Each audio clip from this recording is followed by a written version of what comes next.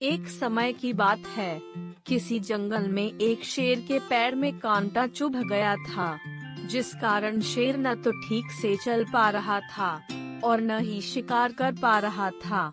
वह अपने 3 पैरों से जैसे तैसे चलता था।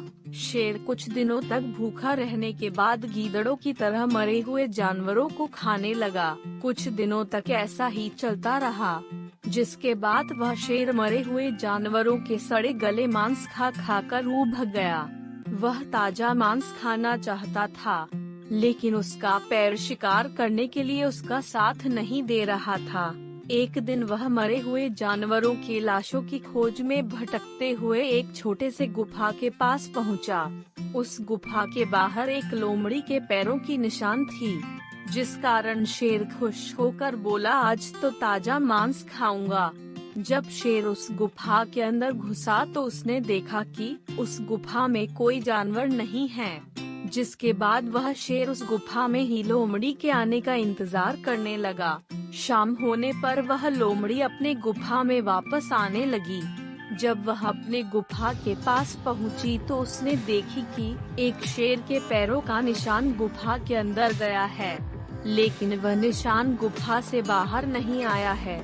जिसके बाद वह सब कुछ समझ गई और गुफा से थोड़ी दूर जाकर गुफा को पुकारी, अरे ओ गुफा, सुन रही हो क्या? क्या आज तुम मुझे अंदर नहीं बुलाओगी?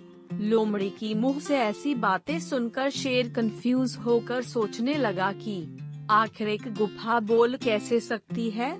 शेर कंफ्यूज ही था कि फिर से लोमड़ी ने गुफा को पुकारते हुए बोली, अरे ओ गुफा, क्या तुम मुझे अंदर नहीं बुलाओगी? अगर इस बार तुम मुझे अंदर नहीं बुलाओगी तो मैं यहाँ से हमेशा के लिए चली जाऊंगी।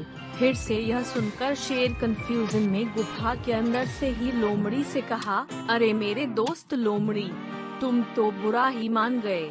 मैं तो बस छोटा सा मजाक कर रही थी। ठीक है, तुम अंदर आ जाओ।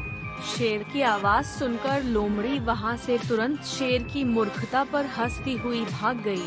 मूर्ख शेर उसी गुफा में भूखा प्यासा मर गया। इसलिए हमें हर काम करने से पहले अच्छे से सोच समझ लेना चाहिए।